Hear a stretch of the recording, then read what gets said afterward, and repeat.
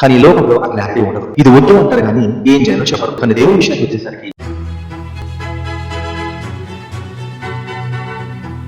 Hello God's creation, praise lord. అందరూ ఎలా ఉన్నారండి? ఈ రోజు ఇంకొక విషయం గురించి మనం మాట్లాడుకుందాం ఈ వీడియోలో.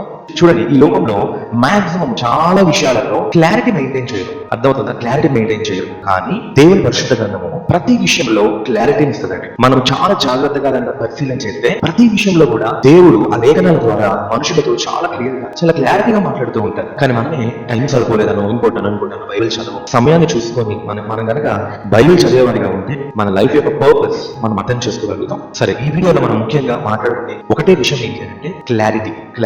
సరే, ఏ విషయంలో క్లారిటీ అని ఒక డౌట్ రావచ్చు. చాలా ప్రాక్టికల్ గా చెప్తున్నాను. మీరు కూడా ఈ వీడియో చూస్తున్న వారు ఆలోచించండి. మీ లైఫ్ లో ఇలాగ ఏదైనా జరిగిందా? ఒకవేళ జరిగితే కమెంట్ చేయండి. ఓకే, మనం మాట్లాడే ప్రతి మాట కానివ్వండి, చేసే ప్రతి పని కానివ్వండి, ప్రాక్టికాలిటీ ఉండాలి. సరే, నా విషయంలో జరిగిన ఒక 2 ఇన్సిడెంట్స్ మీతో చెప్తాను. మీరు కూడా మీ లైఫ్ ని మీరు అప్లై చేసుకోండి. ఇలాంటి కూడా లైఫ్ జరిగితే కనుక ఖచ్చితంగా కమెంట్ చేయండి. ఓకే, జనరల్ గా అండి తల్లిదండ్రులు ఉంటారు కదా, వాళ్ళు పిల్లల విషయంలో పిల్లలు ఏదైనా పని చేస్తున్నప్పుడు చెయ్యకరా అని అంటారు కానీ ఏం చేయాలో చెప్పరు.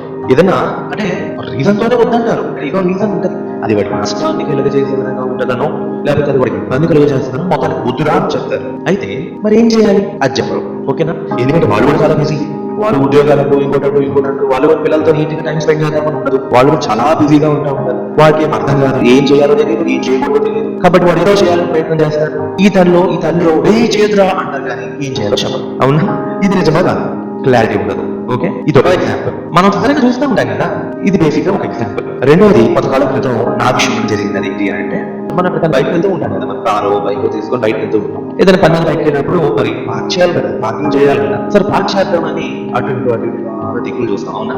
చూస్తామో చూసినప్పుడు టక్కున మన దగ్గర ఖాళీ స్థలం కొంచెం కనపడుతుంది. అమ్మ, నా బైక్ ఇక్కడ పార్క్ చేసుకోవచ్చు, లేదా కార్ పార్క్ చేసుకోవచ్చు అని అనుకుంటాం. అక్కడ కూడా బాగానే ఉంటుంది. సరే అని పార్క్ చేద్దామని దగ్గరికి వెళ్తే అక్కడ పోలీసు లేకపోతే ఇంకొకళ్ళు ఇక్కడ పార్క్ చేయొద్దు అని అంటారు. లేదా సైన్ బోర్డ్ పెడతారు, నో పార్కింగ్ అని పెడతారు. అవునా కాదు అనేవాళ్ళు ఎవరు ఉంటే మెసేజ్ చేయండి. అవుననే వాళ్ళు కూడా మెసేజ్ చేయండి, తప్పేం లేదు. ఓకే, అవునా కదా చెప్పండి. అలా ఉంటుందా? మనం అందరం అలాంటి ఎక్స్పీరియన్సెస్ మనం ఫేస్ చేస్తేనే లేదా? సరే, వద్దు అన్నారు. Okay, let it be. వద్దు అన్నప్పుడు మనం ఏమి కావాలని చేయాలి కదా, మనం ఏమి ఇతరులకు ఇబ్బంది కలిగి చేయాలని మేము అనుకోగలం. సరే, బాగుంది. మరి ఎక్కడ చేయాలో చెప్పండి కదా. వద్దు అని అన్నప్పుడు ఇది ఏమన్నా నీ సొంత స్థలమా? కాదు కదా, పబ్లిక్ ప్లేసే కదా. అవునా కదా? పబ్లిక్ ప్లేసే కదా, గవర్నమెంటే కదా. మరి ఎక్కడ చేయాలో చెప్పాలి కదా. సార్, గవర్నమెంట్ అనుకుందాం, సైన్ బోర్డ్ పెట్టింది, నో పార్కింగ్ అని పెట్టింది, చాలా మంచిది, సంతోషం. సరే, ఆ పక్కనే పార్క్ హియర్ అని చెప్పి డైరెక్షన్ అని ఇస్తే అక్కడికి వెళ్ళి మనం పార్క్ చేసుకుంటాం. ఓకే, నో పార్కింగ్ ఎందుకు పెడతారు అంటే పబ్లిక్ కి డిస్టర్బెన్స్ ఉండదు, ప్లేస్ ఆక్యుపై అయిపోతే ట్రాఫిక్ ఇబ్బంది అవుతుంది అన్న ఉద్దేశంతో నో పార్కింగ్ అని పెడతారు. దాన్ని ఏదైనా దాన్ని మనం తక్కువ పెట్టాల్సిన అవసరం లేదు. మరి ఎక్కడ పార్క్ చేయాలి చెప్పాలి. నా విషయంలో జరిగింది. ఒకసారి నేను పని మీద పాస్పోర్ట్ ఆఫీస్కి వెళ్తే అక్కడ ఖాళీగా ఉంది, అన్ని వెహికల్స్ కూడా పెట్టేసి ఉన్నాయి. బేసిక్గా నా అలవాటు ఏంటంటే నో పార్కింగ్ ఎక్కడైనా ఉంటే నేను పార్క్ చేయను. చాలా రూల్స్ మనం పాటించడం బెటర్ కదా అని చెప్పి రూల్స్ పాటిస్తాను. ఎందుకు? న్యూసెన్స్ వద్దు అని చెప్పి. సరే, మనకు నో పార్కింగ్ బోర్డు లేదు, ఎవరు కూడా నన్ను అబ్జెక్ట్ చేయలేదు అని చెప్పి ఖాళీగా ఉంటే నేను నా కార్ పార్క్ చేసుకున్నాను. కానీ ఎక్కడో నా మైండ్ లో నా డౌట్ కొడతాను, నా మనసు కనిపిస్తానే ఉంది, ఏదో అయ్యేటట్టుందిరా బాబు అని. సరే, నా పని అంతా అయిపోయింది. ఇంటికి వచ్చేసాను. ఇంటికి వచ్చేసేపటికి అంటే పోస్ట్ లంచ్ ఆఫ్టర్నూన్ అనమాట, మధ్యాహ్నం 2-3 ఆ టైంలో మెసేజ్ వచ్చింది. ఏ ప్లాన్ ఓపెన్ చేసరికి చక్కగా నా కార్ని పిక్ తీసి నాకు పంపించాను. సైన్ కట్టండి, ఇది రెస్ట్రిక్టెడ్ ఏరియా, ఇక్కడ పార్క్ చేయకూడదు అని చెప్పి. మనకి నో పార్కింగ్ బోర్డు పెట్టి ఉండాలి కదా. నో పార్కింగ్ బోర్డు పెట్టలేదు కాబట్టి నేను పార్క్ చేస్తున్నాను. సరే, ఎవరైనా వచ్చి చెప్పాలి కదా, ఇక్కడ వద్దు అని చెప్పాలి కదా. అలాగే వద్దు అని చెప్పినప్పుడు మరి ఎక్కడ పార్క్ చేయాలో కూడా చెప్పాలి కదా. నా మెడ మీద పెట్టుకోవాలా, నా నెత్తి మీద పెట్టుకోవాలా, లేకపోతే వద్దు అని చెప్పిన నెత్తి మీద పెట్టాలా? కాదు కదా. అంటే క్లారిటీ ఉండదండి. ఇలా మీరు ఏదైనా చూసుకోండి, ప్రాక్టికల్ గా మీరు కన్సిడర్ చేయండి. చాలా విషయాలలో, మాక్సిమం విషయాలలో, చాలా విషయాలలో ఈ లోకంలో క్లారిటీ ఉండదు. క్లారిటీ ఉండదు. కానీ my dear friends, I'm telling you right now, దేవుని విషయానికి వచ్చేసరికి ప్రతి విషయంలో క్లారిటీ ఉండదు. అయితే మనం చేయాల్సిందల్లా ఏంటంటే ఆ చెప్పిన మాట మనం వినాలి. దేవుడు మనం చెప్పే ప్రతి మాట మనం just we have to obey. Extra ప్రశ్నలు రాకుండా, ఎక్స్ట్రా మాటలు మాట్లాడకుండా, ఓకేనా, జాగ్రత్తగా చెప్పే ప్రతి మాట మనం వింటే సరిపోతుంది. దేవుడు ఏది చేయాలంటే ఆ పని చేయాలి, ఏది వద్దంటే అది అయిపోవాలి. ఇప్పటి వరకు మనం ఏం చూసాం? లోకంలో ఏది చేయొద్దు అంటారు కానీ ఏది చేయాలో చెప్పరు. కానీ దేవుని విషయానికి వచ్చేసరికి, బైబిల్ విషయానికి వచ్చేసరికి ఏది చేయొద్దో చెప్తారు, ఏది చేయాలో కూడా చెప్తారు. అందుకే బైబిల్ మాట ఉంటుందండి, సామెతలు 29:1 ఎన్నిసార్లు గద్దించిన వాడు మరి తిరుగు లేకుండా హఠాత్తుగా నోసపోగలవు అని ఉంటుంది. అది ఎంత భయంకరంగా ఉంటుంది మాట కదా. అవును అంటే దీని అర్థం ఏంటి?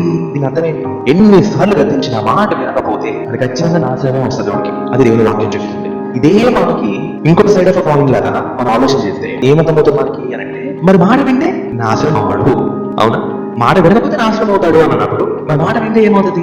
నాశనం అవ్వడు. అయిపోయిందా? క్లారిటీ వచ్చేసిందా? మీకు ఇంకా బాగా అర్థం అవడానికి ఒక ఎగ్జాంపుల్ నేను మీకు చెప్పి నేను వీడియో ముగించేస్తాను. హవ్వ ఆదాము వారి విషయంలో కూడా దేవుడు సమస్తాన్ని తినమన్నాడు కానీ మంచి చెడ్డల తెలివినిచ్చే ఆ ఫలాలు మాత్రం తినుతున్నాడు. అంటే రెండు చెట్లు చూపించి ఇదిగో జీవవృక్ష ఫలాలు ఇచ్చే చెట్టు ఒకటి ఉంది, మంచి చెడ్డల తెలివినిచ్చే చెట్టు ఇంకోటి ఉంది. సో మీరు మొత్తం తినండి, మీరు కావాలంటే ఇదిగో జీవవృక్ష ఫలం చెట్టు ఆ జీవవృక్ష ఫలాలు కూడా తినండి, మొత్తం ఎంజాయ్ చేయండి. కానీ ఈ మంచి చెడ్డల తెలివినిచ్చే ఫ్రూట్ మాత్రం మీరు తినద్దు అని దేవుడు చెప్పాడు. కానీ వాళ్ళు ఏం చేశారు?